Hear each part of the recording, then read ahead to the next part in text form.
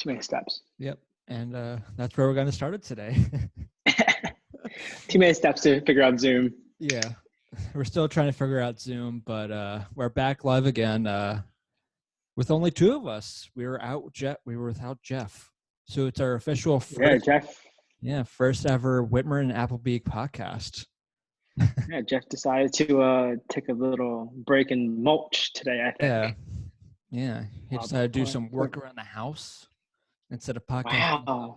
Yeah, instead of hanging with us. I think it's the first time in like probably 10 years that kid has willingly done physical labor. Probably, yeah. I'm pretty sure that's like the first time in at least a decade. Oh, yeah, definitely. I don't think he ever willingly does it. So no, not willingly. Yeah. Because I guess we're supposed to get a lot of rain or something, but either way. I don't pay attention. I don't know what day it is anymore. I don't know what day it is anymore either, and I go to work almost every day. Yeah, I'm just I wake up and I decide if I'm going to be productive or not. And usually, yesterday I left my bed 4 times. Mm-hmm. And all 4 times were to get food. And go to bed. That's it. Yesterday, I didn't work yesterday. I'm like, all right, now what do I do? All right. Yeah. I don't want to do this. I don't want to do that. Okay, now what? Yeah, so it's just like you could learn to cook. You could do all these skills. Like, no. I already know how to cook. Well, yeah, because you have to live on your own for a little bit now. For a little bit, I've been living on my own for 3 years now.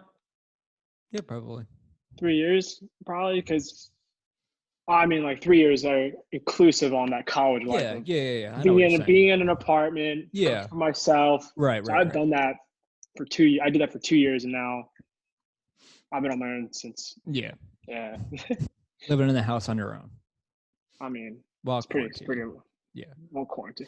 I mean, I'm quarantining, but I'm not fully quarantining. You know what I mean? Yeah, no. I saw your snap earlier about you and Wawa. Yeah, like that's actually the first time I've been to Wawa since like probably early March, maybe like late February. I think it's the first time I've been to Wawa. I'd say probably late February, because the one by us, at least, it was under renovation for a while. Oh, it was. You're right. So it's been a while. You're going to be touching my glasses a lot because since we're all quarantined, everything's shut down. Mm-hmm. I can't get my glasses adjusted, and I need them to be adjusted. Right. But I can't because it's shut down. So I'm sort of salty. So my glasses keep on falling down, and I'm like, oh. Yeah. So. Either way, before we get too off topic here, I guess wanted to do similar to what I did last podcast, kind of update, kind of plug the podcast a bit here. As I spoke last time, I was going to do Jeff and I's hockey podcast we've done together. We were going to do a top 5, kind of 5 to 1. I was going to do those weekly. They'll come out. So I was thinking like Thursday, Friday. So last Thursday, I did number 5, which should be, if you're watching this now or listening to this wherever, it's probably the one right under this one. But that one was from, I don't know my dates. It's the 7th. That was almost a month ago on the 11th that we did that. So again, they're not really relevant to now, but I figured if people want to hear us talk hockey, there's some of our highlights. So there's that. Obviously our YouTube page, we're still trying to bring that up. We got a couple more videos on there. Our most recent podcast and 2 of our videos from a podcast that I actually thought we did I thought it was actually a really fun one. We have a video of us talking our childhood and awkward kind of social interactions, uncomfortable kind of things. Some fun drinking bar stories as well. If you want to check out those, Whitmer and Quake podcast on the YouTube. And obviously follow us on our Twitter and Instagram pages. Those are only social media at the moment. W&Q podcast on that. You got anything else? There's that kind of it. No, I think that's good. Yeah, I think you hit everything on the nail on the head. Oh, also this too. I forgot to mention it last time, but we're gonna try to do these the same day to come out from when you do these podcasts. So today's Tuesday. So check out probably around Tuesdays is when our new podcasts will be coming out. These roundtable kind of things. Today without Jeff, but we'll make do. Yeah, we can survive without Jeff. Yeah. Maybe we'll see. No, I think that's We'll great that see. you're doing the whole hockey thing, especially since no Nothing's sports for going the on. Yeah. no sports for the near future. People need their fix on Mm-hmm. sports. Like There, besides baseball talking about doing games without spectators, yeah, and um, starting in like and May then or whatever. starting like in May, Mm-hmm. which sports, oh my god, like fantastic. Yeah, just to kill Um, some of the boredom. at least ESPN and like Sports Center and them, like they're all putting out theirs like older games like Older games. football, Yeah, which is fit. It's football's football. Hey, like, I yeah, it don't is. watch it, but Like so if you want your I sit football, on YouTube. I yeah. sit on YouTube and watch like Oh, same. highlights of whoever or Mm-hmm. whatever. I've been on. That's So mostly what I've been on is just YouTube. And then I go yeah, on I different. live on Then I YouTube. just go on different tangents. Oh, how to find? I'm on this tangent. Okay, there we go.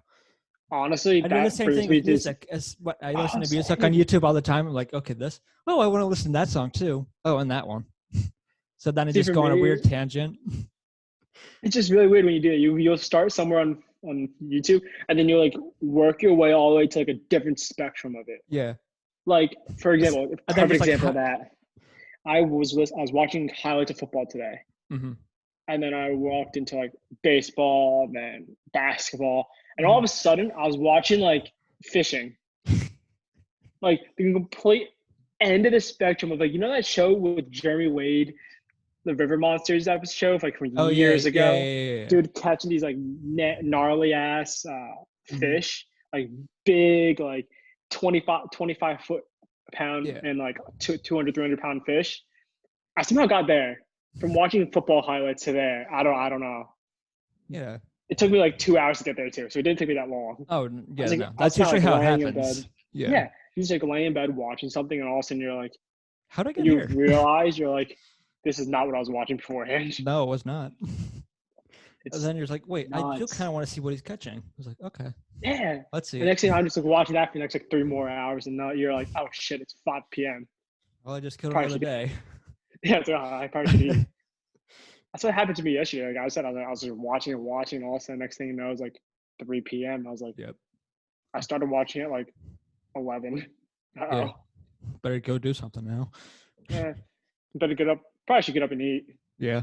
I That's guess how I'm it a is little usually. hungry now. I guess I could eat. Why not? Yeah. That's just nuts on how it always happens. Yeah. It's hilarious, but I think it's and no matter what we're talking about, everyone has that same kind of thing with YouTube.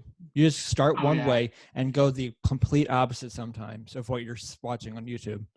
Especially now with especially now with nothing to do and you're trying to kill hours of the day and you're like, it's already 3. Yeah, it's So just like you just have no idea. I do this stuff like watching like Netflix or Hulu or Disney Plus or something like that, not YouTube. And it's like, oh, okay, I just did.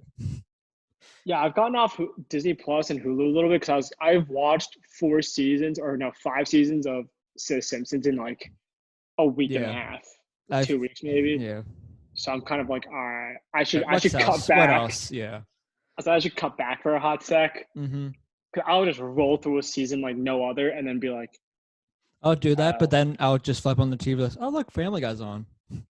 See, like I last don't night, have like last night I was watching the one where Peter gets a vasectomy. And they start singing. Yeah. And them.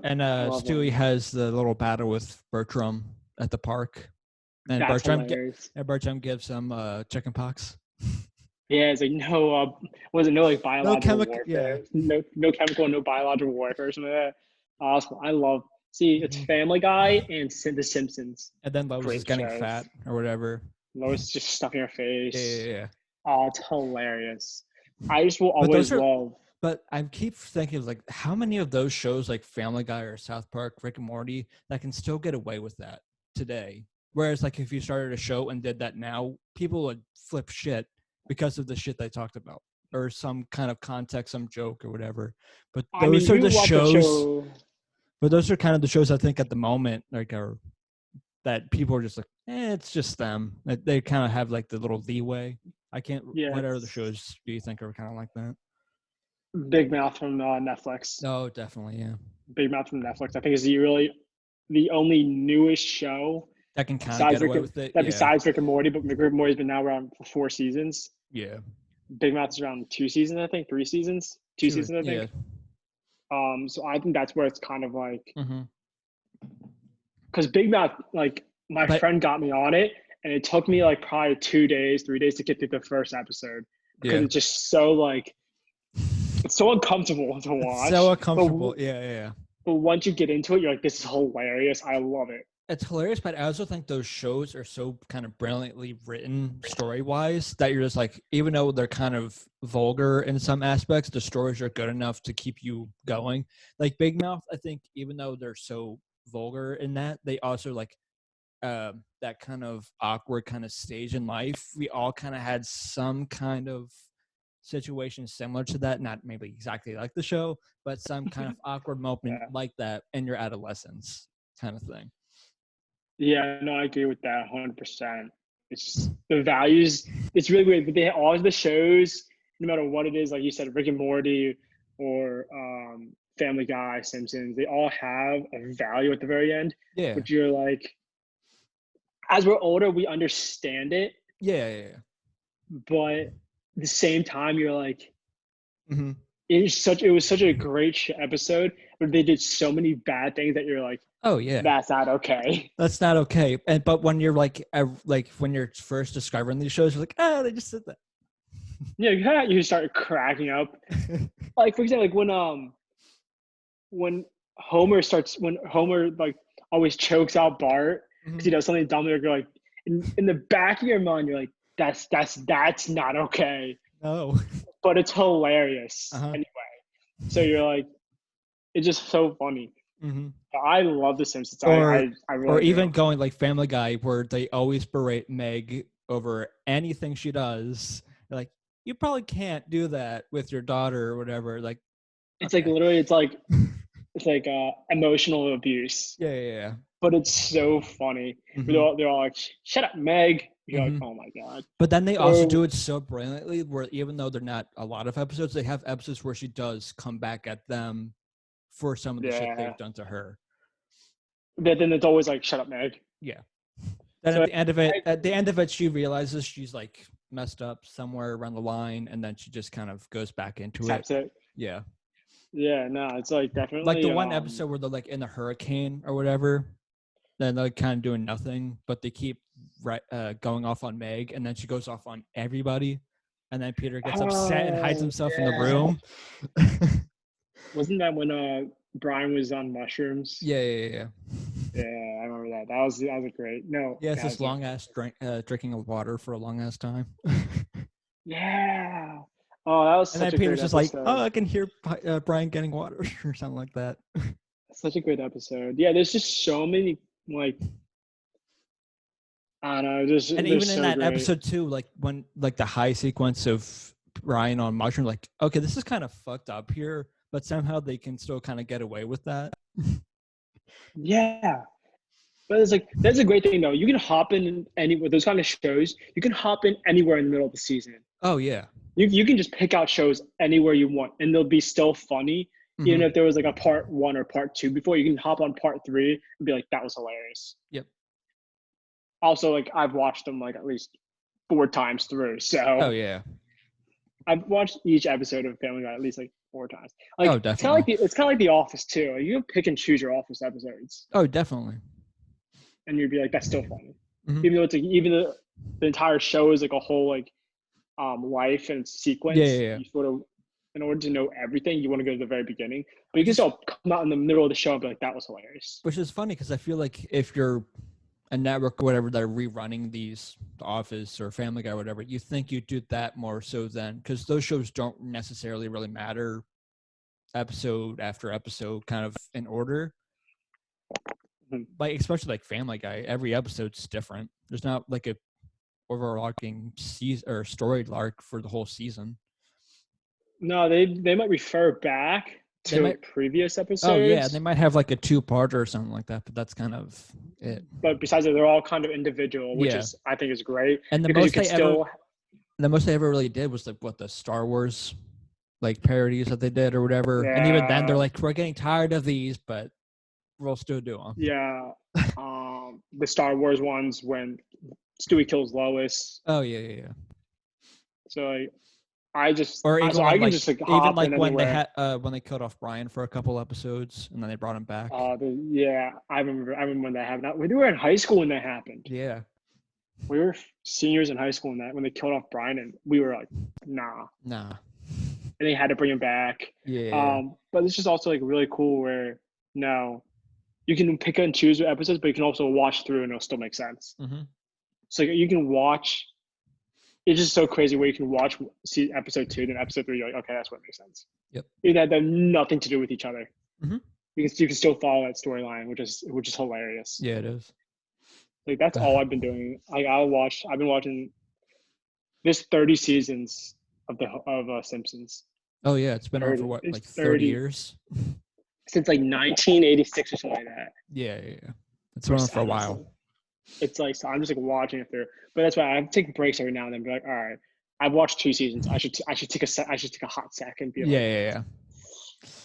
Let's step away for a minute. Let's do something else here for a little bit. Let's be a little bit more productive. Let me go eat first for 2 hours, and then I'll come back. Maybe go for a run, something. So I feel like I did something today. That's what I did today. I laid in bed I laid in bed, had to do some stuff, productive stuff, and then walked over to Wawa actually. Mm-hmm. Got a cappuccino and like buffalo chicken, like these little buffalo chicken bites. Oh yeah, that's fantastic. Yep, I love it. Fantastic. But the first time at Wawa, and I was like, I want Wawa again. See, I shouldn't have gone out. So now I want to go out and get more food. Yeah, I don't want to eat my food in the fridge. Mm-hmm. Like I don't have no energy to eat the food in my fridge, but I know I should. Oh yeah, I'm the same way. Cause the other day we got Taco Maya, the Mexican place right in the old Gennardi's kind of shopping center, and now that's the only thing I want right now. That's literally the only thing I want, and we just got it the other day. I just want wings. Yeah, that would be great too. I want Rocco's wings. Mm-hmm. Also, I have an update too. Apparently, last like week or so, Ron's is back open for a limited menu. Really? I think a limited menu, but they're open, doing the takeout thing. They're not taking any dine-ins, obviously, but they're back open. Of course, that's hype. Actually, I still don't want to go because I'm still have a lot of money to spend. Mm-hmm. For my essentials, so I can't really go out, which I really want to. My parents will send me all these kind of things and go out. I'm like, I really can't afford that. Yeah, especially now. Nah. Yeah, especially now with all this going on. I'm like, it doesn't really work out like that. You know what's really crazy? Just to kind of transition a bit here back to kind of coronavirus stuff. Mm-hmm. The Target by me, I realized, because they open, I guess, at 8. They have security people that watches over like the crowd that entered before the store opens. It's not like police officers or like something like that. It's like, I guess, Target employees. It's their guys are in red shirts and they have security on the back on their backs. Like, that's really weird. How crazy has at least, I don't know if that's every Target or just this one. How crazy are people just waiting to get in to Target where you need security to make sure people are kind of civil or whatever? The only thing because the funny thing, I even like made a joke to myself, is like, it's a mixture of Black Friday meets a bar or a bar, because they're getting to the bouncer who has to look at their ID. Yes. So I'll answer that for you because I actually know the answer for that because I actually read it on an article. I did read an article. Wow. Oh, you read? I read. I haven't read anything. So I'll answer, but before I answer that, so I want to tell you something. Yes. You live 2 miles from me. Yep. So when you say it's the Target, my Target, that's my Target too. I know. I'm just saying in general because this is also a podcast going out to multiple people. So our Target might not be necessarily. I mean, when you say your Target, it's also my Target. Yes. So don't claim your territory like that, because that's also my Target. Yeah. There's also another Target not so far away as well from us. But that's further than me than this one. Yes. So I know the broader range is different. Don't claim territory. I'm not trying to claim. Don't claim territory. Because that's not what I'm trying to do. That's my Wawa. That's not your Wawa. That's my Wawa. That's our Wawa. No, you can't do that. You can't be it's ours when it's something you want. Mm-hmm. If you go in territory, we're going both ways here. You can have Target. I'll take Wawa. Okay. If you want to do it that way, I'll fight you for Wawa. Okay. You can have Target. I'll fight you for Wawa though. All right. But you were reading an article. Either way, you were reading an article. I was reading an article, and they're actually trying to do crowd control. Okay. So with how many people are in, how many people are coming out, and so with that, that's why they're having security there.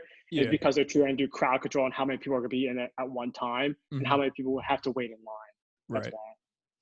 So that's that makes sense. I read. Yeah. I mean, it makes complete sense. Because essentially they're trying to make sure it's not. I made the reference like a second ago, but like a Black Friday where people are just in a mad rush trying to get shit. Yeah, because I don't know why everyone's out right now. Like, I walked to Wawa and there's actually quite a few people on the road. Mm-hmm. There's no one at Wawa, but like quite a few people on the road. Yeah. And I was like, what are you guys doing now? Like, I haven't left the house in 3 days. Yeah, I'm like, where are people going? I keep seeing people like going up and down the road. Like, where are you going? Yeah, plus like you can get fined also now for being outside. Yeah, but I don't know how strict the police is. It's strict. Is it? Well, I know like a county not far from us, a girl was driving and she got pulled over. And they asked her where she was going, and the police were saying, where are you going or whatever. And she's like, I'm just out for a drive, though. You do know it's a stay-at-home order. And they fined her like $200-some. So, like, yeah, I think it's actually being, like, legitimate, like, where if you're out and about and you get pulled over, and you don't have a legitimate place to go, then you will be fined. Yeah. I don't know if you can fight it or not, if it's, like, eligible to file. I think they can file the ticket or the fine. I'm not sure how you can fight any ticket. I'm just not sure if it'd be worth your time in this situation. Or really how you would be able to get around it. Unless you're honestly, if someone's gonna stop me.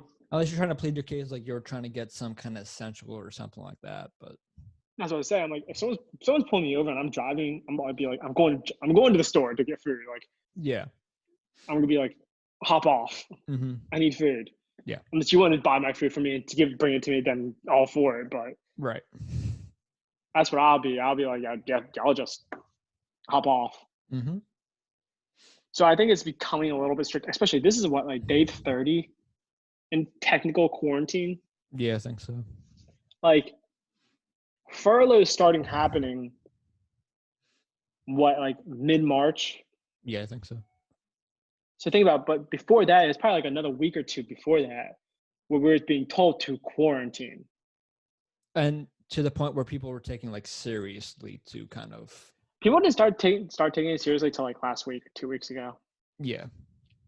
So my idea is like actually, so I personally been on quarantine for 3 weeks.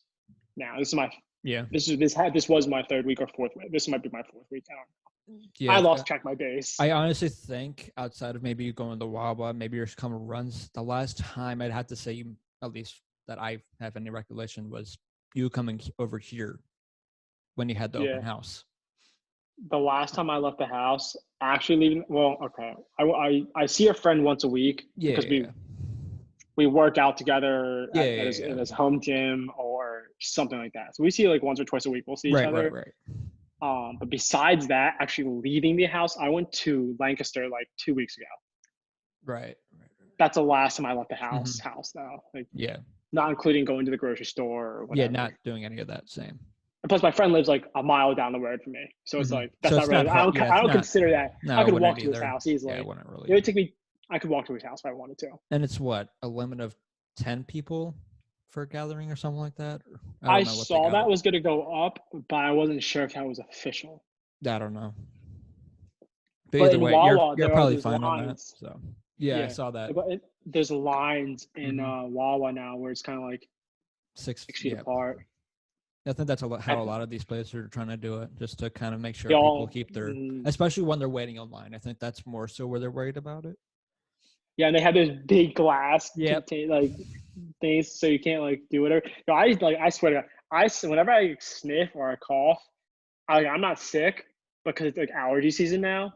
Because like everything's blooming, I have allergies, so I cough or I sniff. People look at me like I have 20 heads and like are about to pop my head off with a bullet. Yeah, you were talking about that last podcast. The one woman gave me a dirty look. Yeah, it happened again the other day.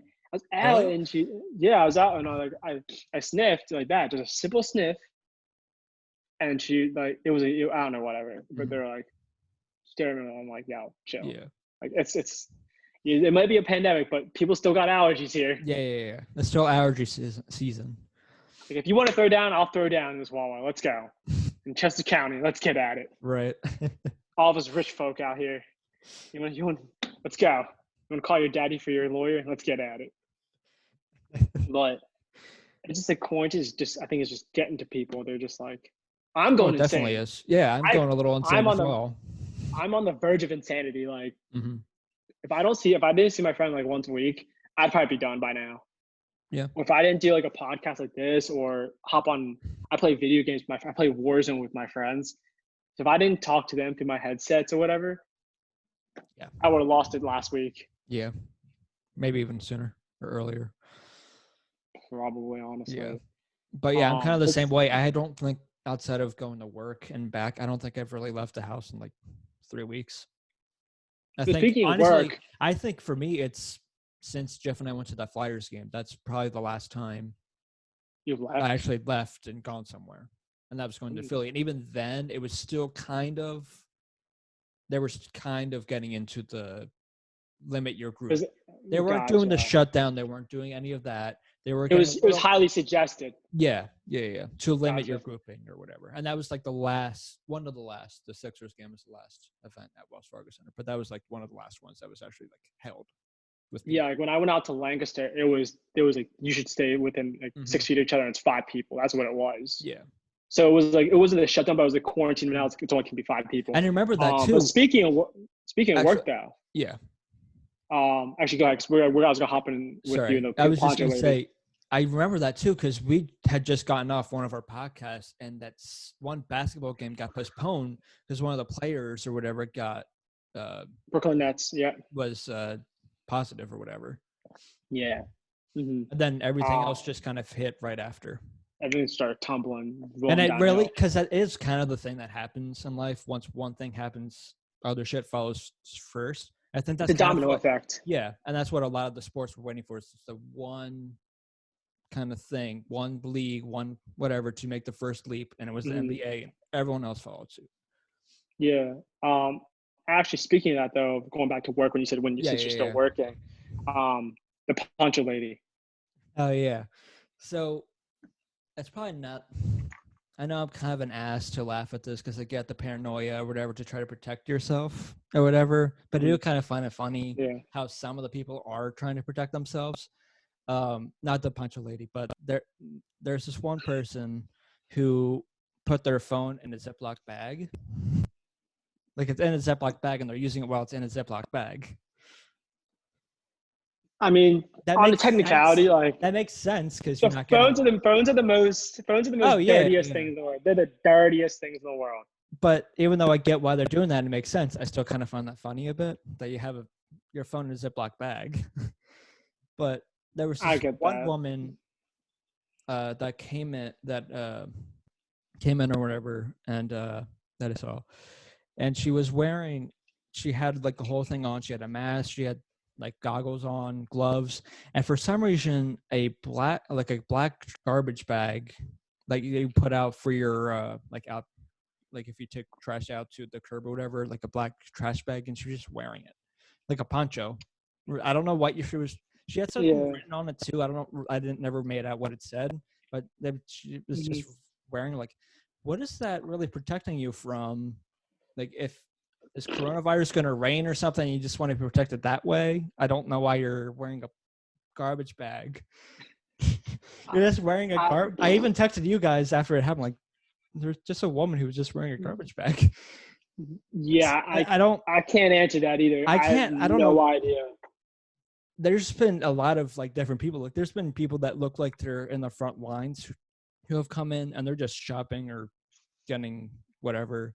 And like they're in the full getup that you'd see like someone like a nurse or a doctor would be in like the front lines at any hospital right now. And they were just like, all right, you are taking this really seriously. Goggles. Yeah. Even me, just this past like week or so, I just started wearing a mask just because. Really? I don't have any of that. I don't either, but a friend of Matt's, my older brother, gave us some. So I know people are using their shirts as like doing that kind of ninja wrap over the head. Yeah. I know people are doing that, but I'm doing it also for two reasons. My one coworker, husband or whatever, has cancer, and they're stopping the chemo because this whole thing. So, and also, many of the people that I'm working around, or that at least that come in, are older, or at least in the realm of where the coronavirus at least seems to be where it hits worse or whatever. So I don't want to risk anything. Plus, my family isn't really the biggest fan of me going out, especially going out to, I'm essential still. So going out to an essential place, being out in public, they kind of get a little worried. So I'm just taking precaution with that. No, I get that too. You can't stop not working. You can't. Like I've went back and forth on the whole thing. I was like, I don't know what to do. Like I want to be. If I wasn't furloughed, I was going to continue to work. Oh yeah, I don't know if I want to be like Jeff, even though I get why Jeff did it, because someone at his work tested positive. So I get why he wouldn't want to go back, and his dad's kind of health and all that. Yeah, I understand. But like to a couple previous podcasts, I'll go back to that and saying that we are you, me, and Jeff. I can't speak for anybody else, but I know us three definitely are sitting in a position where we don't have to work. Yeah. If we don't want to, we don't have to. Yeah. Like I can understand because we're all living at home. Yeah. We just graduated college. We're living at home, getting up on our feet after our first jobs. Mm-hmm. We didn't expect this to happen, but we all knew Still trying to earn money to actually be able to move out and be on our own. Yeah, but in the sense of a short-term solution, if it was becoming bad enough, I understand why none of us would work. Yeah. Because we don't have to supply food for us. Well, I do. But we don't have to supply you guys don't have to supply food for yourselves. Your parents will. Yeah. You guys don't have to pay rent. No. You know, I have to pay rent still, and I have to buy my own food, but my rent is of course significantly less than if you were like and then if I was by myself. Yeah. If I was by myself in Exton or whatever, it's significantly more, no matter what. Definitely. All those like new apartments that are coming up are on like Main Street and everything. They're like $1,200. They're going to be expensive. They're all $1,200. I know that for a fact. They're all like $1,200 plus a month or whatever. So I don't have to spend that much, thankfully. But that goes to the fact. Yeah. I said to pay. That's why I wasn't really willing to give up my job unless I had to. Yeah, so I was still willing to put myself out there. I'm still want to, and even when I'm there, I'm taking as much precaution as I can. Yeah. Like I support all the people who want to still go work. Even if you don't want to go work, if you don't have to support yourself, go work. Like I support it, but I also understand if you don't have to survive. And if you're allowed, if you're allowed to kind of take some kind of leave or whatever, I can kind of get why you do that. Yeah, I know some people who are like, we're not working because we don't feel comfortable working. Yeah. I completely understand. I know my job will allow a 2-week leave if I were to say. Gotcha. I want to leave. It'd be for 2 weeks. I think the first week wouldn't be paid, but the second week would be. I think that's. I also saved up money to last me a while. Yeah. So I didn't expect this to happen, of course, but I saved up money in case something were to happen. Where it's like, okay, if I don't have a job, I can support myself. I have enough saved away for myself too, so it's not the biggest of deals if I stopped working. But I feel like I have no reason not to really, so I keep going in. Plus, I have student loan and other stuff I still have to pay for. So I just want to be sure I'm on top of that. So. No, I completely understand that. I just think some people are in different positions where people have to work. Like they don't have an option. They live paycheck to paycheck. They need that paycheck in. Oh yeah, and we're definitely kind of lucky in that aspect because there's definitely those people who are either living paycheck to paycheck who might have some kid or whatever who has to worry about them not being in school and how to do all that as well. Also, going back to school thing, like props to the teachers. Oh, definitely. And at the moment, parents that are trying to be teachers and making sure that these kids actually pay attention. Yeah, I couldn't imagine for us. I wouldn't have paid attention. For us at in college or whatever, whenever we had like an online class, we just I would do it the night before. Yeah, do it the night before. You do it the night before. Google. Pray to God it works and you're good, and then just send it in. Yep. And then if it wasn't good, you'd be like, I'm sorry, I ran out of time, I had this and this and this. You know, you're like, I took 30 hours of naps plus. But yeah, like props to the teachers for like, you know, still trying to do that whole like this Zoom or any kind of work they do. Yeah. Parents, that's rough. I can't imagine teaching Google kids. Classroom or whatever it's called that some of them are using. Yeah, well, I'm not sure what they're using at all. I've been using Zoom for everything. Yeah. I use House Party every now and then. Oh yeah, we've done that before. Yeah. I actually completely forgot about it. My friends were like, "Let's do House Party," because there's like more than you can only have a certain amount of people on Zoom. Really? I think. Oh, I don't know. I'm not sure. Like, for us, we can only get a certain amount of people. I know at least for having a free account, you couldn't go over 40 minutes without having to pay some kind of membership or whatever. So maybe that's what it was, like the membership, or I don't know how it works. Maybe I'm not sure either on how that works either. But that is one good thing that that's good for, is the whole multiple kind of people to be able to use it for. Yeah, so that's why we could fit like 2 more people on it than what we had on Zoom. So we're like, all right, let's just go there, and we can fit everybody, which is great. I mean, both are great anyway. I'm not tapping out either one. But going back to schooling real quick, our good buddy Matt, he's kind of in this student teaching and everything. Yeah, he's in that situation. I know a lot of people in this kind of situation of student teaching. It's not the teachers or people. I'm really interested, since it's already hard to get a job out of college. Oh yeah, like we all can agree on that. Everyone knows that. Anyone coming out of college knows it's hard to. Think about now though. Kids are supposed to graduate in May. Yeah. That's what? That's a month from now. It's say a month and a half maybe from now. From people I will say when I graduated, maybe May 11th was my walk. Same, May 11th, May 10th, or whatever it was. But now at least kids are supposed to graduate. What? I say people are supposed to graduate in a month. Yeah. They already postponed my brother's walk. There's no jobs for them. No. What are you gonna do? Unless you already have a job lined up, great. But they're furloughing everybody. Yeah. Or they're at least furloughing people. So like coming out of college, you're coming out in a horrible situation kind of situation. Yeah. It's already hard enough, and then you throw this pandemic in. You're just like, at this point, props to you if you have a job out of college definitely. Right now. I know at least for Bloomsburg's sake, they moved their walk back to August. Oh, really? So I don't know how because the one thing I always thought was, I didn't really look more into it. Probably should have before I brought it up.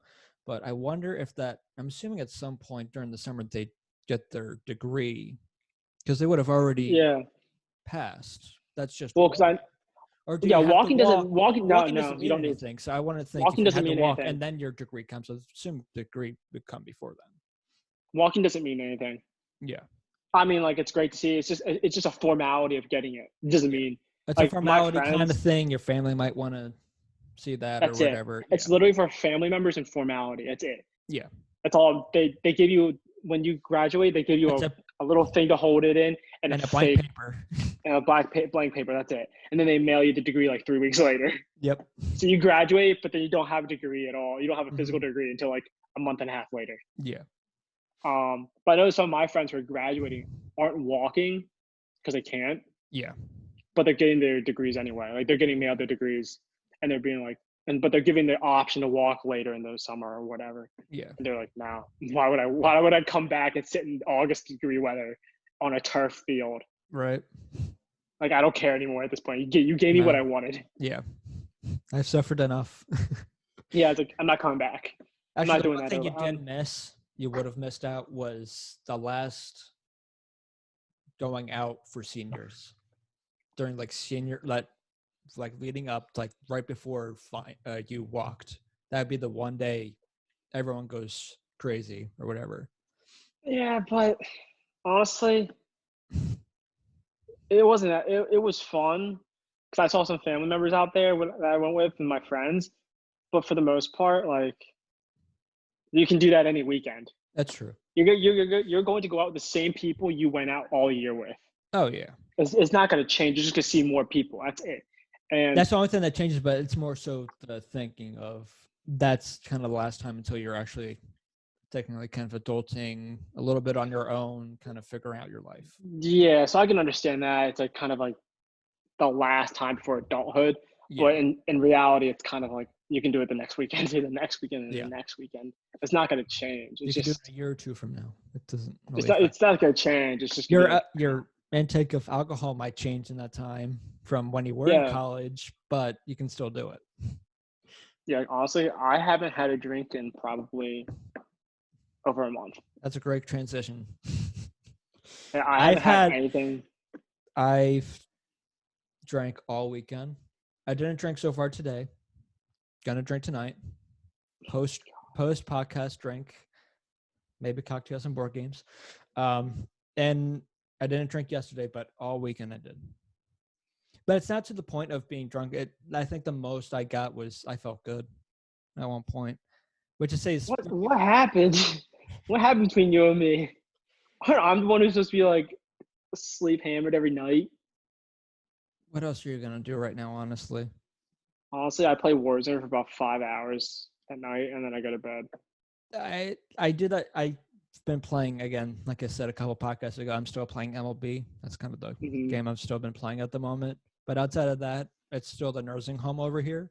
So between art and crash hour and board games, it's whenever you're doing one of those things, I just like I need a drink.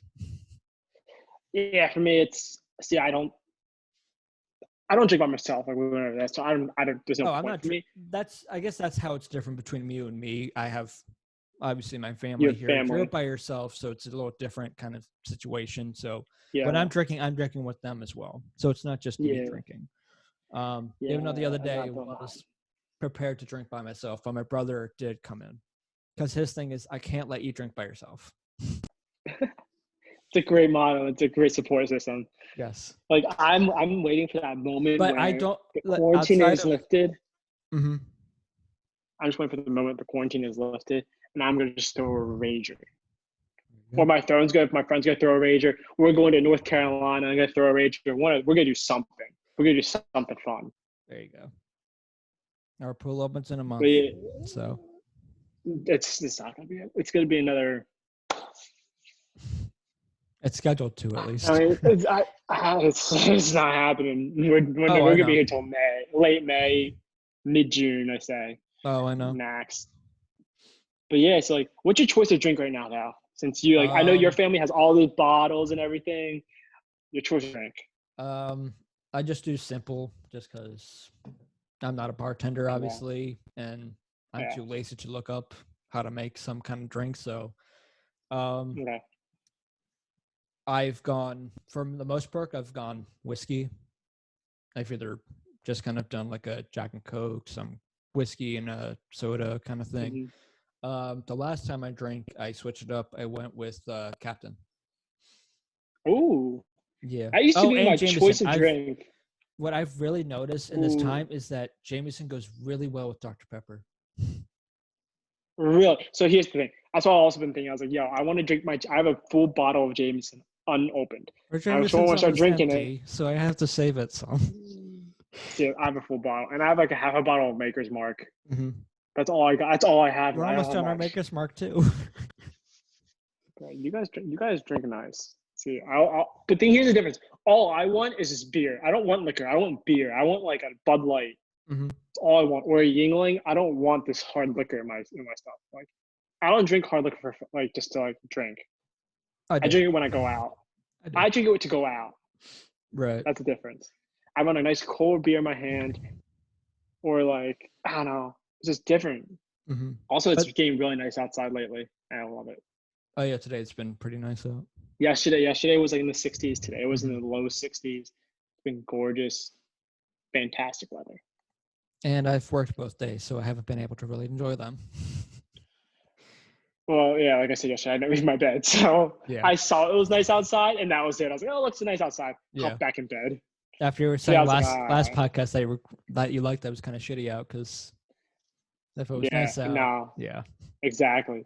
And now I'm stuck inside. But I'm also stuck inside because since we're going to be inside for the unforeseeable future, and I'm also bored out of my mind. Oh, I started same. online classes. Mm-hmm. So I actually have an online class starting in a week. It's for the hospitality Oh certificate. yeah. But I also just started um, a financial markets course from Yale University. Really? Yes, I started financial markets. It's actually really interesting. I actually like it a lot. It's very interesting. Um, I have passed all my exams so far, so props to me for There you that. go. Surprisingly, they are hard actually. The Mm-hmm. first one was easy. The second one was hard. The third one I was like, holy shit. And the fourth one I was like, Jesus Christ. Here's the I looked kicker. at the fourth one. I was like, Have you oh looked up the God. answers? No, I Or have are not. you okay? You've been a good I boy. watched all the videos. I wrote notes. I have 7 pages of notes, just trying to keep up with it. It's hard, but it's actually really interesting. It's really Yeah. it's time consuming, which is nice. So I try to spend about an hour or two a day on it. When you started that? Sometime mid last week. Oh, okay. So you're So like a it week wasn't into it? hard. Okay. Yeah, I'm a week into it. So I just finished my first week. Today's the second week I'm starting it. I have 2-3 lessons due by it also gives you a week to do it. So it's everything is due on Sunday at 11:59 p.m. Mm-hmm. So it's pretty fun. It's free. Yeah, there you go. Get to You learn a beat little that bit, but a little bit to learn about the finance and marketing, marketing. the Yeah. finance marketing field. Well, not the marketing field. I should say the markets. So the Yeah. S&P and Yeah, all that. the stock market and the bonds and how things are going. They're not going That's well. really interesting to read. No, they're not going well. This is also beforehand. This is dated back. So it's not including all this downturn and horrific events. Mm-hmm. Thankfully, if it was talking about recent events, oh my God, Yeah. we'd be having a totally different conversation than 2011 Mm-hmm. when things were doing decently well. Now Yeah. it's kind of just but that's what I'm doing. It's actually really interesting. Mm-hmm. But that's one thing I have noticed. What I've been doing here is that I'm doing stuff I've obviously wouldn't really be doing as much if I wasn't under quarantining. Obviously, the one being playing board games and even drawing. We got sketch pencils, and I actually was kind of excited about pencils. Pencils. Yeah. But See, my family wants to do board games too, but via FaceTime. We've done it every once in a blue moon before this whole kind of virus and quarantining and everything started. We've always either done some kind of card game, dominoes kind of game, or even a board game here or there. But since we're under quarantining, it's been multiple times a week we've done it. And when we do it, we're like, why not drink? Have a beer. Can't really do much. And if you're not working, if you're not doing anything in the morning, you're not really having to wake up early for really anything. So, and also, obviously, yeah. I wouldn't have been drawing as much if I've been drawing either. So that's why I bring this up to it, because I was going to ask you. I was going to ask Jeff this too, because I was thinking this today at work, because that's literally all I do at work is when I'm doing nothing, just think of either stuff on the podcast or just my mind just goes crazy like it does here, as I've got nothing else to do. But have you noticed you doing anything more that you do now that you wouldn't necessarily do any other time where you weren't? I wouldn't voluntarily sign up for a college class from Yale, first off. Well, yeah, obviously. Surprisingly, I don't play many. So in college, I brought my PS3 with me. Mm-hmm. I played it maybe once in a blue moon. Okay. I played it, surprisingly and horribly. I played it most when I had a concussion and I couldn't go to class. Mm-hmm. I got my 6th concussion. I wasn't allowed to go to class or whatever for 2 days. So I only missed I didn't miss much. So I wasn't supposed to go to class. Yeah. So I played video games, which is horrible for your head and your eyes when you have a concussion. Yeah. Especially when you're 6. probably brain dead by then. Yeah. I don't play video games that much. Yeah, you're really not much. Usually it's we've mentioned a couple podcasts ago when we were kind of talking video games, is that whenever you're doing it's when you're with someone else. When we're at Jeff's, we're at your place, my place, it's either Halo, Madden, NCAA. FIFA. Yeah, I will only play video games really when I'm with other people. But since I have nothing to do, since I have nothing to do now, and at this point in time, it's now an outlet to talk to people. Yeah, I'm playing 5+ hours a day because I get to talk to people, like my friends who I play with, and it's something to do. Oh yeah, I was the same. That's about it. Same way in college. I brought up my 360 all 4 years, and I maybe played it twice. I just didn't play it. Because I'd play it, I'm like, I'm bored. I play for like 10, 15, 20 minutes, like, okay, I'm bored now. Like, I'd rather go hang out with my friends. Yeah, exactly. I would really weirdly, I would love going to the library to do homework with my friends. Right, because you're with I love that. Yeah. Like, there'd be like 10 of us, and we'd all roll into the library, grab a big study room, and we'd be there all day. Yeah. But we get a lot of work done. It was fun.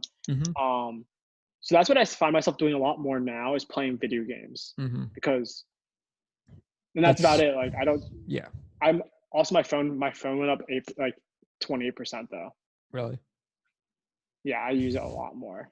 Or what? It was like 8%. It had 8 in it. I'm not sure. It was like 28, 18, 8%. I don't know. But it went up a lot since last week and the week before and the week before. Yeah. And when it was like, when I was working, it was kind of like, oh, you're down like 10%. And then it was like, oh, you were up 20%. And I was like, yeah, well, I went from working 40+ hours to now not working at all. Yeah. Trying to keep yourself entertained. So like, I'll sit on YouTube for a solid like 7 hours a day. Oh yeah. But that's the thing, like, that's what I did that only went at night. But I'd say probably playing video games is the biggest thing. Yeah. I do now. What about you? That's besides like the puzzles and like the games. Honestly, it's this podcast. It's something to do. I don't know how much it would really help build my resume or whatever. But I'm like, okay, it's something out there. It's giving me something to do. And now that we were thinking of doing it this way, of having this come out one day, I was like, okay. And I figured doing this podcast now and like say the hockey podcast, have those trickle out later in the week, just give their own podcast room to breathe on their own. No overlapping. Gotcha. That's the one thing I didn't really want. And then in between that, I just kind of rewatched the Zoom videos and just, okay, which topics we talked about I kind of enjoyed, what I liked, and then have those go on YouTube. Do little clips here and there. Gotcha. And then obviously post the whole thing on YouTube as well.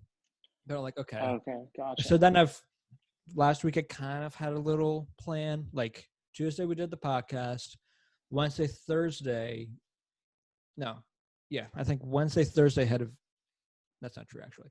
Wednesday had a video come out. Thursday I did nothing. No, sorry, that's not true either. Do you know what's happening in your life? No. All my days kind of bleed together, so I'm trying to remember back. So Wednesday I had the first video come out where we're talking about childhood, kind of reliving stories. Yeah. Thursday I had our stories, our for number 5 of the hockey podcast. Friday I had nothing. Friday didn't put anything out there. I figured day of nothing.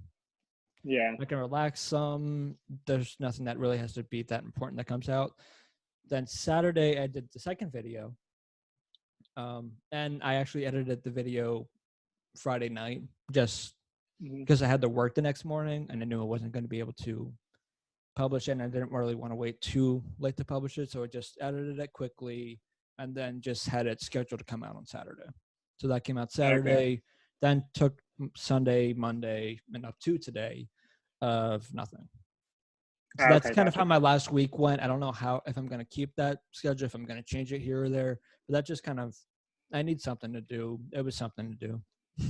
Yeah, that's nice that you at least be able to like put a lot of, and now things are kind of calmed down, of not going anywhere, that you can put yourself into this exactly process and in this little bit even when I category didn't now do more. anything, like yesterday I didn't do anything, but I'm like, you know what? I went on Twitter, just did a random plug for a Twitter page. I'm like, if you're bored while in quarantining life and it's running out of shows to watch on Netflix or whatever, check out a YouTube page. It's something new.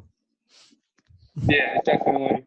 I know that's one thing. I know, like, we're just trying to find things to do, and whatever it may be, productive, non-productive, whatever gets your mind off of being inside for 24 hours. Exactly. You know, I've been watching a lot of rugby videos, like a lot of my previous games, a lot of opponents who I might play in the future, whenever that may be.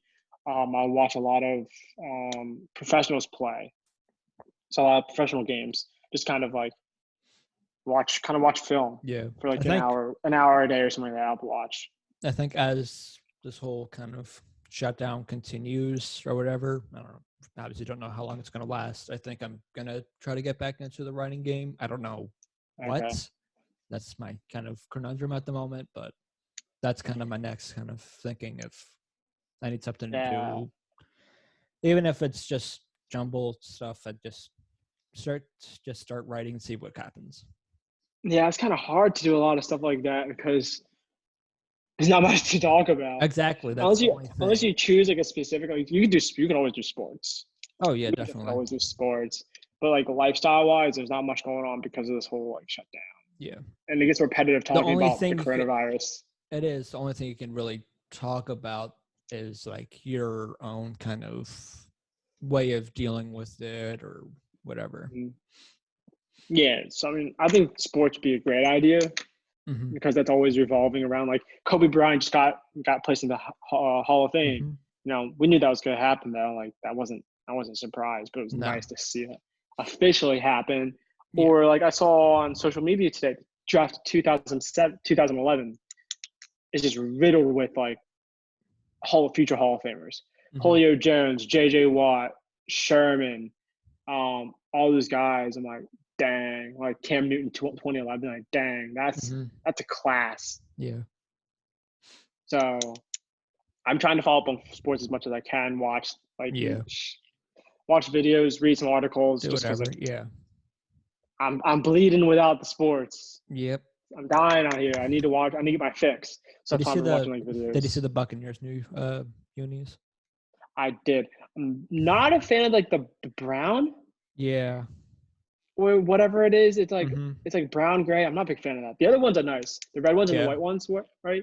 Yeah. Fan of those. The red ones. The only critique I'd say on the red ones is I kind of prefer the writing where it says Buccaneers to be white and black. But that's the kind of thing I have. Yeah, I can see that. I like the black too, though. Yeah. But I don't like the brown gray ones. Those are ugly. No, what I really hate though is the Rams' new logo. Oh, the Rams' new logo is trash. It is. I think just like looks like a 5-year-old wrote that. Oh yeah. Like, come on. like the original was the best. Like St. Louis Rams one was great. And that's one because the LA Rams, great. The blue and white. That's the one thing too. This one is like I forget who said it, but someone said it's like that's an iconic logo, especially helmet, the little ram on the helmets. That's an iconic thing. Why would you go about changing that?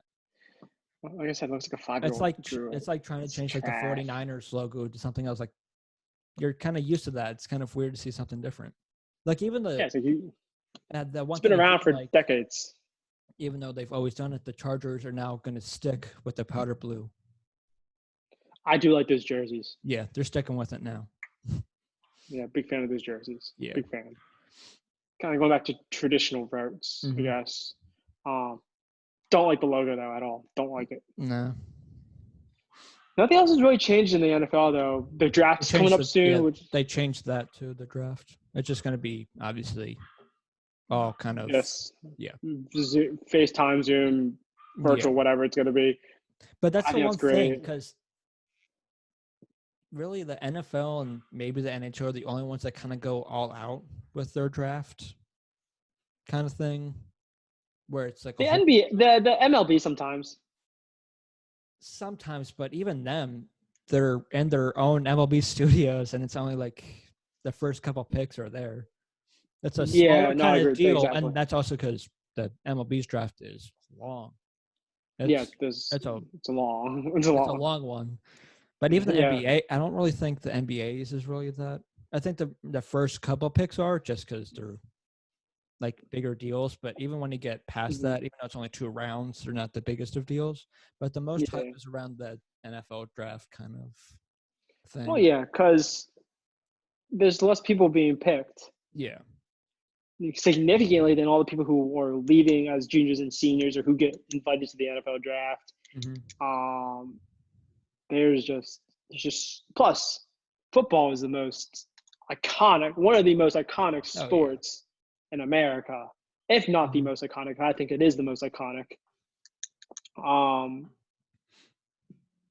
I can see why. I understand why it's the most brought up, and everyone looks forward to it. It's also the NFL. That's the thing with the NFL too, is that they'd like to go all out with everything they do. Yeah, they go all out. They broadcast it so much more than anybody else. So I mean, I'm excited for it. And they literally have control of everything because no other sport will ever try to contend or go over the NFL. Like no sport ever will win against the NFL.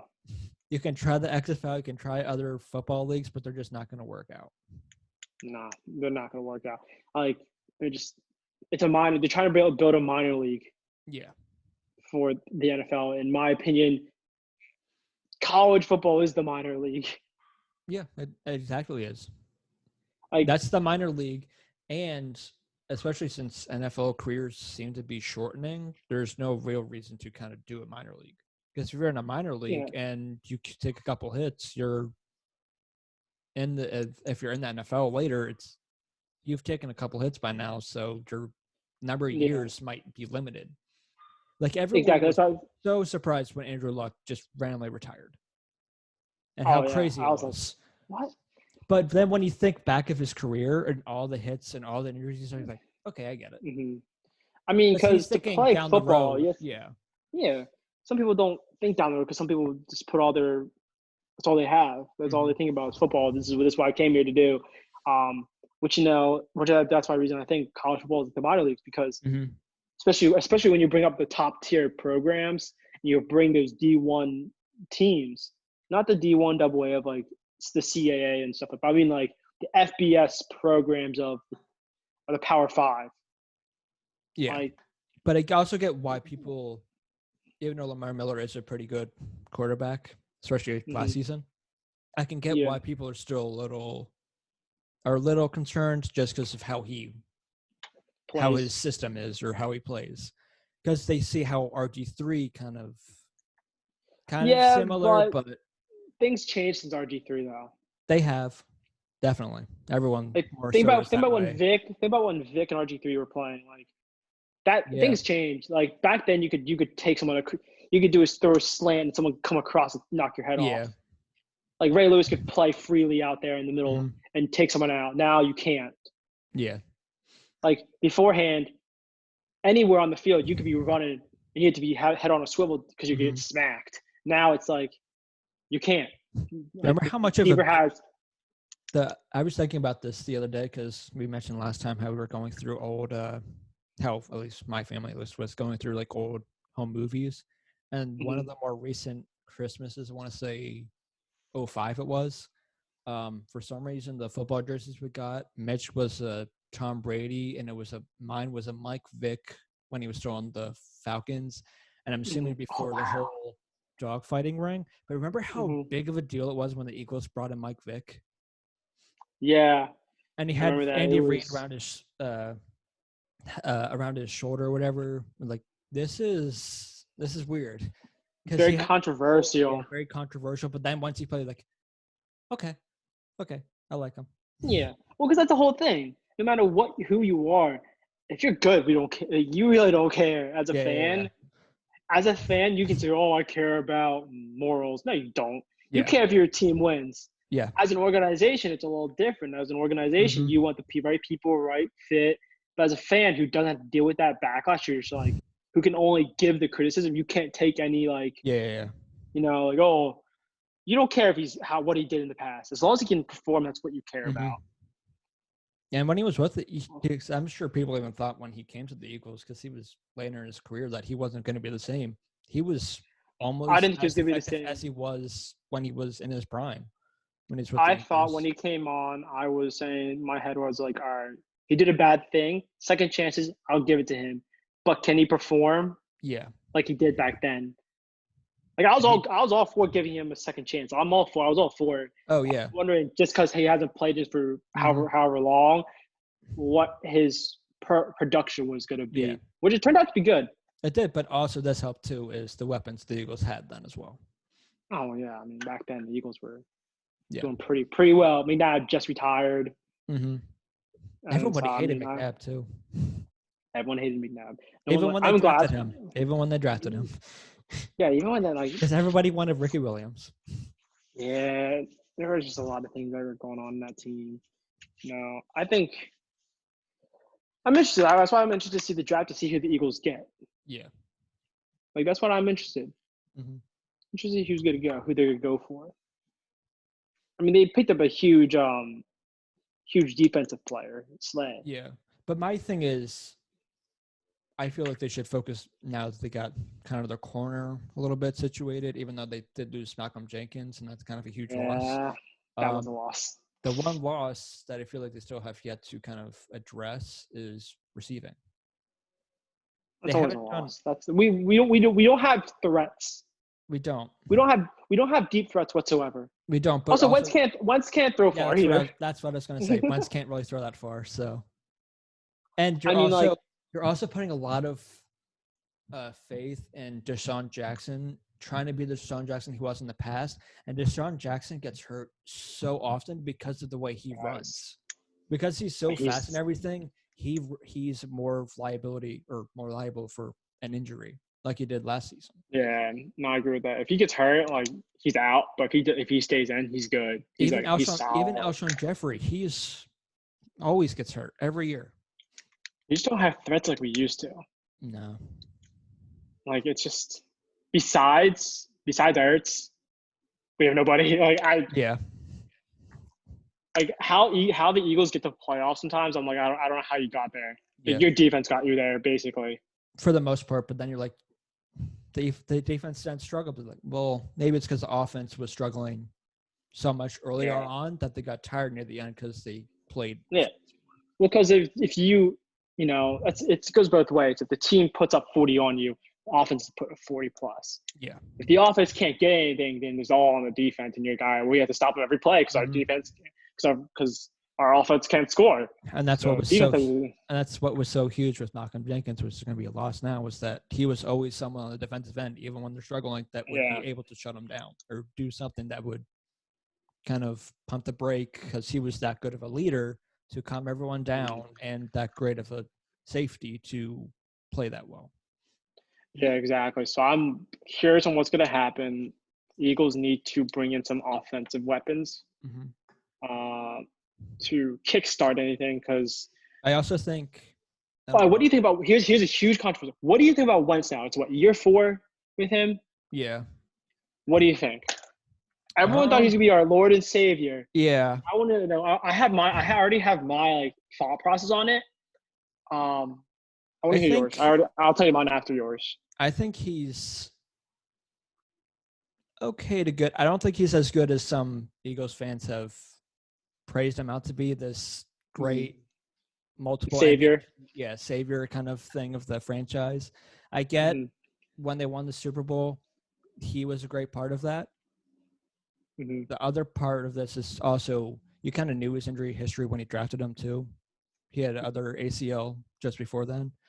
So you kind of understood the injury, but I guess it helps that you have Zach Ertz and good running backs to be able to kind of catch it, because that's the one thing that he has been able to rely on, even when he hasn't had receivers, is good tight ends. Because when he first came in, checkdowns. Yeah, that's a lot of it. But then sometimes I feel like he reads a little too much. He needs to get a little. My thinking is he needs to get a little better on the accuracy. Okay. Yeah. So I agree with you. I see the appeal in him. I see that, but I need to see more. And unfortunately,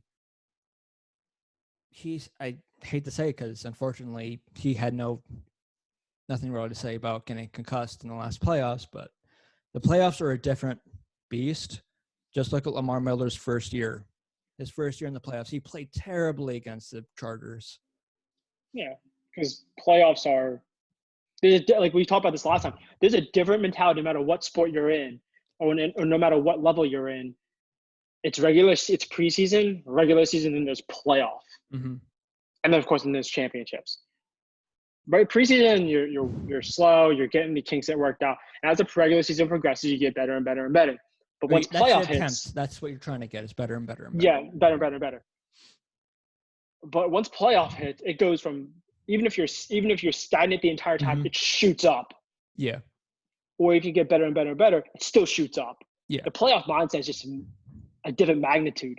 I also of not just the team itself, it's every player, it's their own individual mindset. It's like, okay, playoffs now, game time, let's roll it. But even going back to that Super Bowl winning year, even then, I got why we were the underdogs.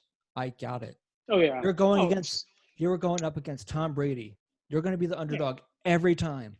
Yeah, even if he hasn't won even if he loses his past 3 games, you're still going to, no matter what game it is. Even if he has very few weapons, like he has the past couple years in New England. You're going to be the underdog. Because it's Tom Brady. He's owned this league for a decade. 20 years. Over that. Yeah, 2 decades. 2 decades, basically. Since he stepped in, he's progressed significantly faster than almost any QB. And he's won, 6 Super Bowls in the past and he's 9 years. But he's gone to 9 or 10 Super Bowls. And he should help any quarterback, whoever's coming out of college who might not have done so great in college, but is later in the rounds, not obviously first overall, first round or whatever, that you can still be just as great in the later rounds. You don't have to be first overall to be great. Yeah, Patriots lost twice to the Giants, right? Yeah. So they lost twice to the Giants. Both those games were close too. Yeah, but they lost both to the Giants and once to the Eagles. So they've been to the Super Bowl 9 times. Yeah. At least 9 times. At least. And they've won 6 of them. Yeah. So, I mean, you can't argue that. It's going to be different now. It's going to be different now that he's in Tampa Bay. And an even harder division. And even harder now division in NFC South, right? Yeah. I still think he's still going to tear it. I think he's still going to. Breeze came back to New Orleans. Matt Ryan, I'm still not sure on. I think it's the interesting thing to be Saints. He's kind of on the down end, but there's Julio Jones. He has Julio Jones. I think it's going to be Saints, and it's going to be I really consider how the Bucs didn't Carolina get Teddy Bridgewater? They did, yes. And I don't think he's not that good. He isn't, but for last year and those few games when the Saints were without Breeze, he played great. Yeah. It's not but also look at his weapons. That's the one thing I'm just saying. It's not a walk-on like he did for the AFC East. It's not what he had to deal with for the 2 decades he's played, the 20 years or whatever. It's not going to be a walk in the park, but I still think if he can get really good chemistry with his teammates and he has weapons now. Yeah. He can do well. Here's the other thing too. Because the Buccaneers and the Saints have to play against each other twice. Breeze versus Brady twice against each other. Yeah. So I think it's going to be really interesting. And I don't know I don't even know what New England's going to do for a quarterback. Jared Stidham, their backup. Okay. Came from Auburn. Mm-hmm. So I think I don't even know if he's there. I don't know if anyone's even gone after Cam Newton since being released. I don't even know if he's going to end up. I'm not sure either. But going back all the way back to the Wentz thing, real quickly. Oh yeah, you didn't get your to give you my. It's simple. I think I agree with you that he came in. I thought he was going to do really well for the team. I wasn't like immediately like yes. He's like a lot of fans, were like he's a savior. End of story. where I'm like, we haven't seen this dude play yet. We saw him play. He played for a my bigger dominant college team. My bigger thing was he was at North Dakota. What state was it?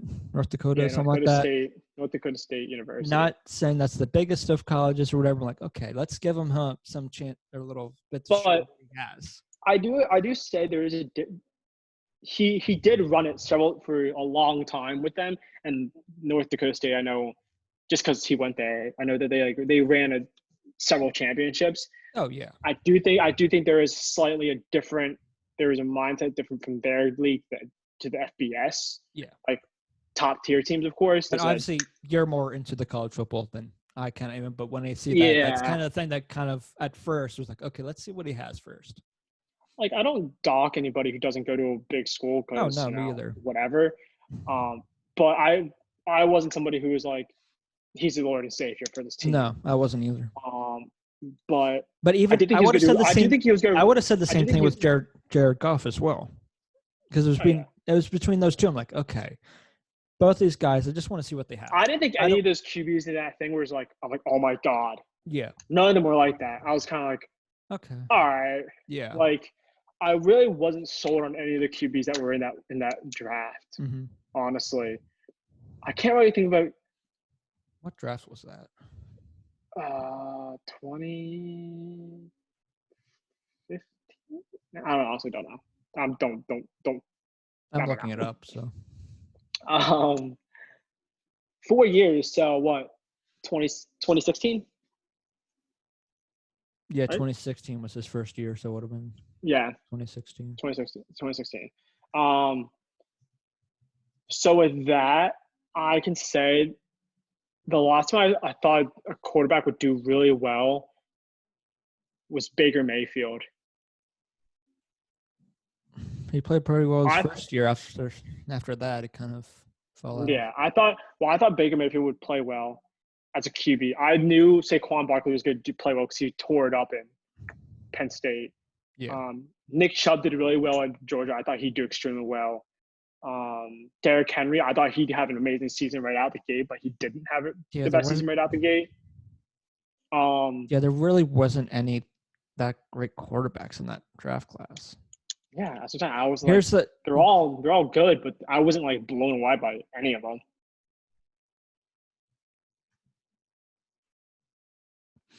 So there was obviously Wentz and Goff. Mm-hmm. Was Rosen in that one from UCLA? Paxton Lynch.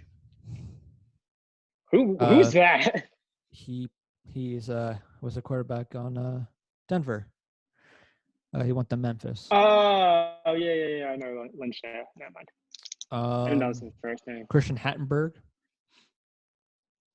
Oh yeah, from Penn State. I remember that. Who else?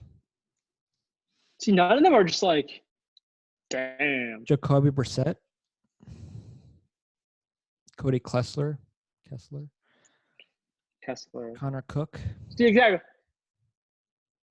None of these guys are. Connor Cook came from Michigan. See, none of them, even for like those bigger ones, I'm like, none of them impressed me. Dak Prescott. Recently, okay, Dak Prescott was pretty good.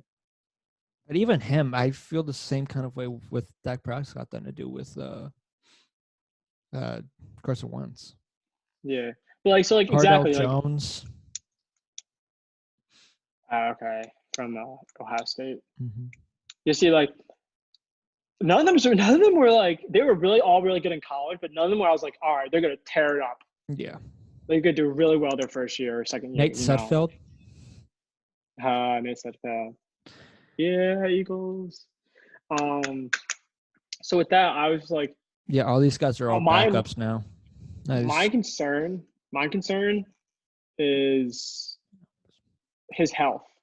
Oh, same. I don't think I kept saying to some of my friends, I was like, hey, I support him. I'll always support him because he's an Eagle. Good for him. Fight through it. He's gonna ball out.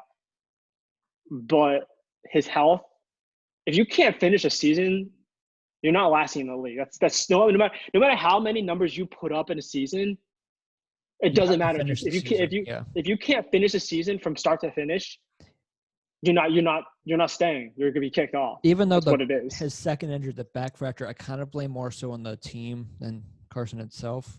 Even though it doesn't matter though. Yeah, I know. It still happened. So that's the thing. Like I understand, like, but because of that, I felt put him in. That's why I was kind of confused as why I get why, because money reasons. But if he gets hurt, and so far he's shown tends to get hurt a good amount, you need a solid backup. Yeah, we don't have one.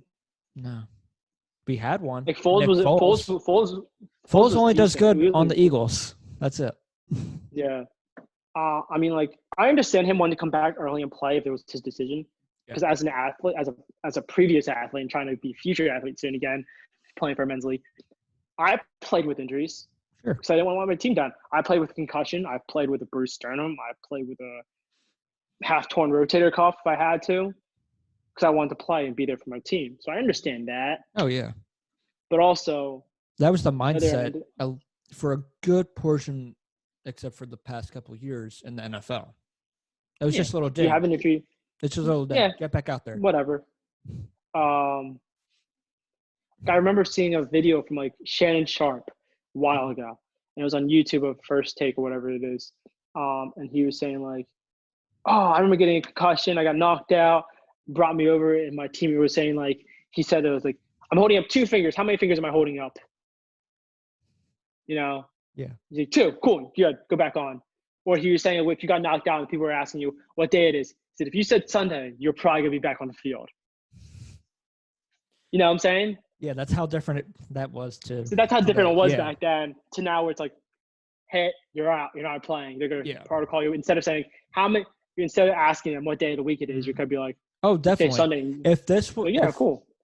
And this was even 5 years ago. If this was 5 years ago, Wentz would have come back into that game, I bet. Yeah. Because I don't think his concussion was that bad. I think just concussion protocol reasons he was supposed to stay out for the rest of the game. Yeah. I think he would have come back in and he would have played the rest of the game. Oh, yeah. He threw a touchdown on a torn ACL. Yeah. But if you can't, no matter who you are, if you I'm can't. I'm not even denying his toughness either. Because no, he's a tough player. I like him a lot. Mentality great, but the one thing I will say, you can't finish the season. You're not going to win the game. You're not going to stay. You're going to be cut. You're going to be left because you're not because you're a liability. If we were in the AFC, I would say we'd have a better chance. We're playing the harder. The NFC is so much harder. Recently, yes. Yeah, and it just got harder. Yeah. Tom Brady is now in this. Yeah, we'd only see him maybe once a year. Maybe. And that's maybe. And also, then if after that you're like, okay, the next time you see him, Super Bowl maybe. That was it. Yeah, you're not gonna see him again. Yeah, you're not gonna see him again for 2 months. Yeah, 3 months. But now you're gonna be like, oh, shit. You're gonna see him now. Yeah, you're gonna see him. Mm-hmm. At least now you're gonna play him once a year at least. Once a season, possibly depending on how the schedule works. It's always just depending how you're gonna see him at least once. Yeah, that's a guarantee. You're gonna see him once. Mm-hmm. Depending on the schedule goes, you might see him a second time, and then you might see him a third time if he may make it into the. There's a possibility you see him 3 times in a season. Possibly, yeah. Like, do you want to see Tom Brady 3 times in a season? Drew Brees has torn apart this team multiple times. Yeah. Now you have to play him and Tom Brady. Oh, and Aaron Rodgers. Oh, and Aaron Rodgers. And Russell Wilson. Yeah, so you have to play 4 solid QBs in a season now, at least once, if not twice a season. Yeah. And there's other teams that you have to face are right around Carsen Wentz, I'd say right around like Kirk Cousins, maybe a little around that kind of tier of players. Also, you have to go through think about that gauntlet you have to go through at the end of the year usually. Think of not just that. Think of those teams. The NFC West has very good defense. That's pretty much how the 49ers made it to the Super Bowl. Yeah, I agree with that.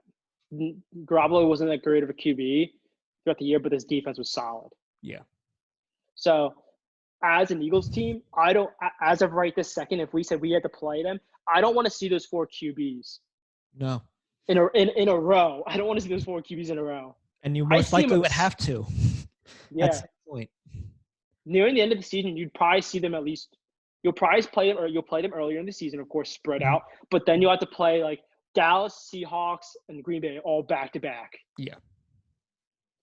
Dallas doesn't have Dak Prescott's not amazing, but you have a downhill runner in Elliott and a solid offense. And Amari Cooper.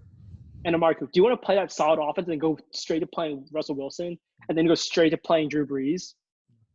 No, I don't. You're gonna see it. And also 3 or 4 potentially lost games when you go into the Super Bowl. Now you're probably playing what's his face? God damn it! Just lost his name.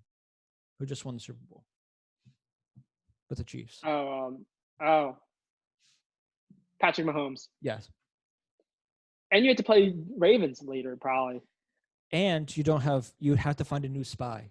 You can't use Jenkins anymore for a spy. You don't have him. He was your spy. Exactly. So there's a lot of teams out there that have a lot of threats now on their team, and a lot of them are in our division. Yeah.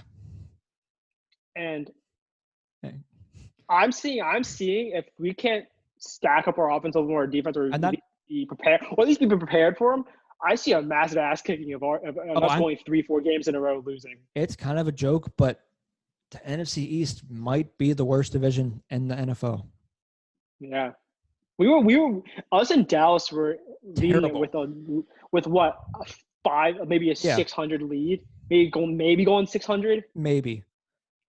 I think we actually were under 500 at one point, and we were still fighting for the first spot. Yep. That's not good. No. Like, correct me if I'm wrong. I'm not sure if we were under 500 or not, but we were right around there. We were around there. We were like 4. We were like 5-4, 4-4, or something like that. And we were just like, we were like on the top. Everybody was counting out the season at some point. We're like, okay, Dallas. Nobody wants the division. Dallas, nope, we don't want it. Nope, we don't want it. Yeah. Nope. And it literally came down to the last game. Every game came to the point where we're like, we could be out of the season by this point. Like, one more loss, we're out of the season. Mm-hmm. We're done. And for Dallas' sake, like I said, it's hard to beat them, but the one way to beat them is if you can stop Ezekiel Elliott. If you can stop him, you may have a chance. If you can't stop him, you kind of won the game. If you can't stop him, you're not going to win. You lose the. Oh yeah, that's why I think finding Dallas very interesting. Even the Giants, even though they're not great, if you're not shutting down Saquon Barkley, that's going to be tough. Yeah, with Daniel Jones having more experience behind his back. Yeah. I think that's going to be really interesting. Those Eagles-Giants games were close last season, and the Giants weren't good. Well, because they're not good. So I think that's what's really interesting about Dallas itself right now is that Elliott's such a great runner that if you can't stop him, you're not winning that game at all. Because he's going to cut you up, and then they're going to have outside options. But if you stop him, he only has outside options. That's what DeMarco Murray was. For when he was that short time when he was dominant, if you couldn't stop him, you weren't going to win. Yeah, it's horrible. And then and because also there's such a great player. It's not like they're not a good player. There's such a great player and dominant player that you're like, we have to actually stop them. These little 4 or 5, these little 5-yard chips, we can't allow those 5-yard chips. That's the one bright spot of the Eagles is that their front on the defensive end is good. That's the thing that can help them, and they're good at shutting down the run. But those are 2 dominant running backs in your division that you have to go up against twice. Yeah, it's just not fun. Yeah. So I think it's going to be next season is going to be extremely interesting to see how everyone plays, especially now that the NFC has a solid crew. And for fans' sake, don't go into it thinking you're going to win it all or go far in the playoffs, because that's a lot harder. Take it at this just because of the gauntlet you have to run at the very end of the season every year, especially it made it harder that you're not going to have the Nick Foles success that you did those 2 years. The Super Bowl year. You have to have a healthy. My thing is this now, unless we pick somebody up who I believe in, if you lose Wentz, your season's over. Yeah. Don't get me wrong. Nate Sudfeld, love him. Glad he's on the team, but he's not going to carry your team. Nope. So if Wentz goes down, your season's over. Scratch it. No matter if it's week 5, 6 in the season, he goes down in 6 games, you lost the season. Yeah. And Rebuild. He doesn't have little injuries. Every injury he's gotten so far, it's all NFL-wise, takes you out. Yeah. Takes him out. So I think this next season is going to be interesting. I'm excited for it. I'm worried about it. I'm more interested to see – it's really weird. I'm more interested to see how Tom Brady plays for the Bucs. I'm more interested to see where other quarterbacks play, even Phillip Rivers. He's in Indianapolis now. Oh, yeah. I forgot. He's in Indianapolis. He left. Yeah. I forgot about that. Wait, who's the Chargers QB now? I don't know. I didn't know who their backup was. That's interesting. I'm not sure anymore. So I'm interested to see where all these like QBs land on how they're going to play. So I agree with you there. I'm excited to see where they all fall out to. It'll be interesting. Mm-hmm. Tyrod Taylor. Remember him? Oh, wow. He used to play for the Vikings years ago. Bills. Right? The Bills, that's what it was. I knew it was some team that wasn't good. But at the same time, even though Tyrod might not be the best, he has Keenan Allen. He's a pretty good receiver. Yeah. Yeah, I think it's going to be interesting. When do you think Roethlisberger is going to retire? 3-4 years from now, maybe. Dude's old. Dude's like Brady. They're both old. They're old, but he takes more hits than anybody else. Because he's massive. Yeah. Dude's massive. It's kind of like Darren Sproles. Darren Sproles always wants to end on a good term, but every time in his last year, he gets hurt and misses a good part of the season or misses the whole season. It's just might be time to retire just because your body isn't going to be able to handle it going forward. Where do you think Sproles is going to retire at?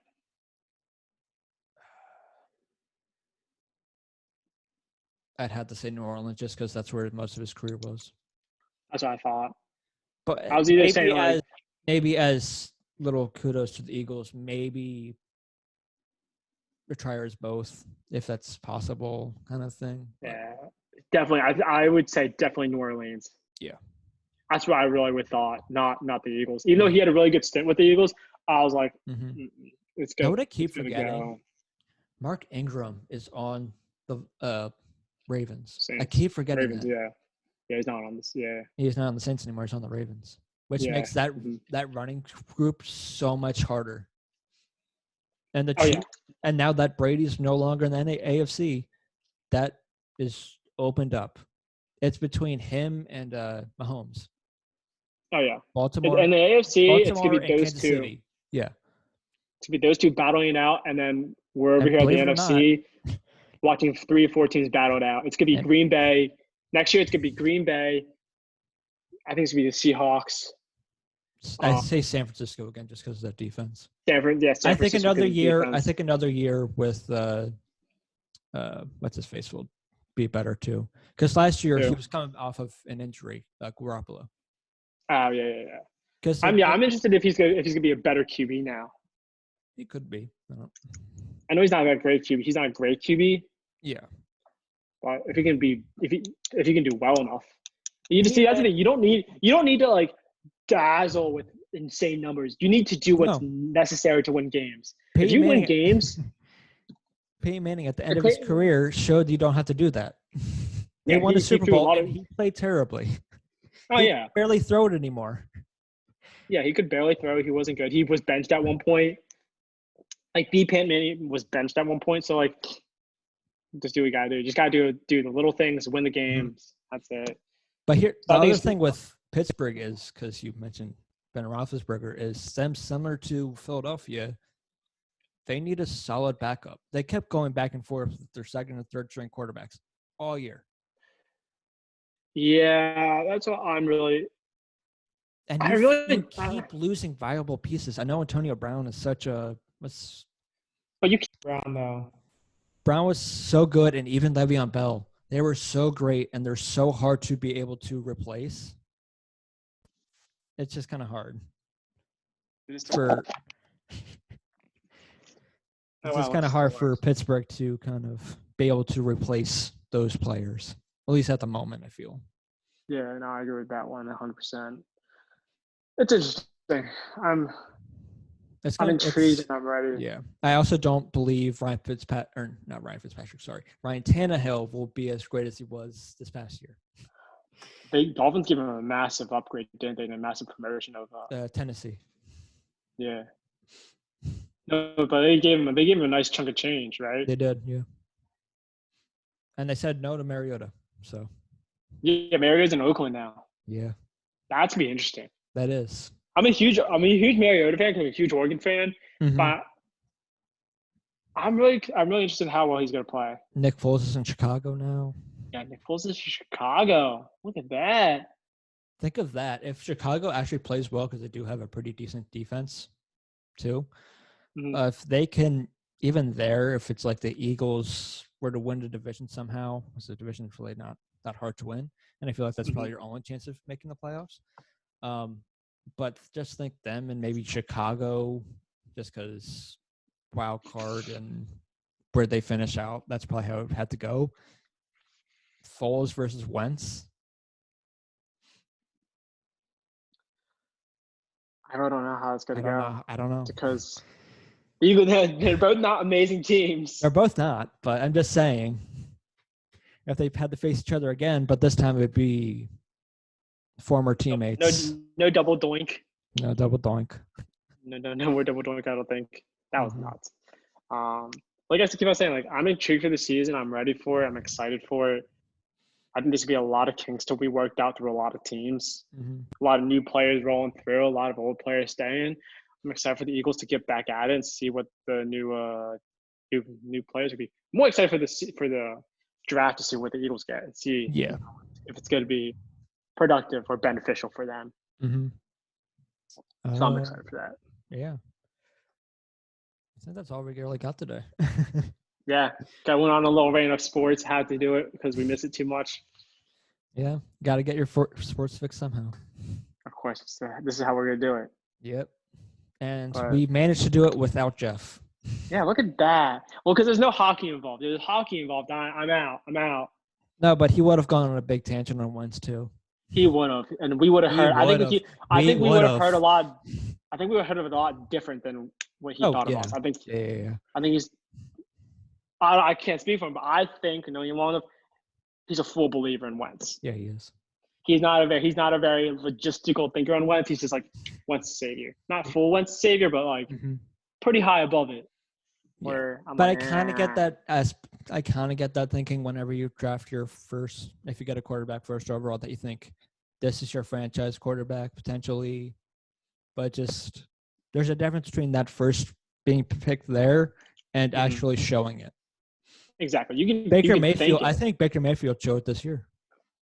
I think Baker Mayfield could be a franchise for Cleveland. I really do think so. He could be, but he has the legs and he has the arm for it. Yeah, he does. He also has like Odell Beckham still. Honestly, that's what I'm saying. Stop.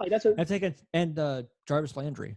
They have two great receivers, and if they can work out all the crazy off the field stuff, then they should be a good team. But that's what I was always saying about the Cleveland. Like, they didn't play that great this year, but before we end this podcast, I gotta say, like, on paper, they should have went to the Super Bowl.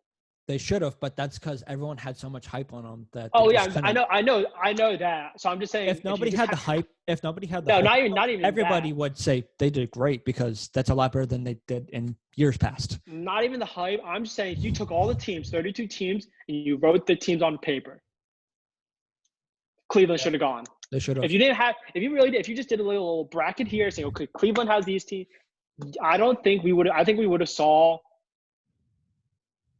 Maybe, I'm not sure, but I would take Cleveland high into the playoffs. Yeah, it's truly not that hard of a conference. I really don't think so. No, I think they have the players. They could snake a spot, sure. Yeah, they're not going to. They're definitely not taking the division. They're not taking the division. But I think they can go far enough to fight. They also they did beat Baltimore too. They were one of the few teams that beat Baltimore. Well, as I was saying, like, I don't care. Take out everything, all physical play, just paper. Yeah. That's a championship team. Paper, that's a championship team. On paper? Only paper. On paper, them, Baltimore /Cleveland, Kansas City, sorry. would be your AFC Championship game. Yes, I agree 100% with that. I was going to say only on paper, not actually playing. If you wrote all 32 teams on paper and said, these are the lineups, these are the starting 11 for defense and offense for each team, and then you put them together, who would be who? I would take Cleveland to the AFC Championship. Yeah. 100%. I don't know if they would. I'm not sure if they would. Depending who they had against, if it was Baltimore, I'd choose Baltimore probably. Even Kansas City, I'd probably choose Kansas City, but or Kansas City or something like that. Like I'm saying, like I would take them there though. Mm-hmm. I would take them close to there.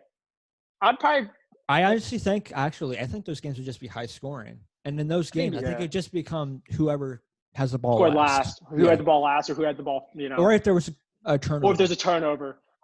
But on paper, I'd take them 100% to the championship. Yeah, I could see it because they're just that good on paper. But on and off, if you play them, they're not that great. But that should show you, if you're an NFL team owner, whatever, GM, you need some competent coaching staff to be able to run it. Yeah, I agree there. So I think that's a good place to end it, where we agree that no one likes that like the Owens 32 team or whatever for the past 2 years before this past season. Cleveland's good. You can't argue that. On paper. On paper, we're only saying on paper. Yeah, only on paper. So I'm going to reiterate this. If you took all 32 teams, wrote the offensive, defensive players, starting players, and say no one gets hurt. It's just starting from the very beginning, and you know who your starters are. Yep. So take them, put them together. I say on paper, Cleveland. Yeah, I agree. AFC Championship. Not sure if they win it, but take them to the AFC Championship. Mm-hmm. And before I get off, I'm just going to do another plug again. Just remember, subscribe to us on YouTube, Whitmer Quick Podcast, Instagram and Twitter, WQ Podcast. If you want to be up to date with everything we do, follow our pages. You'll be the first to know there.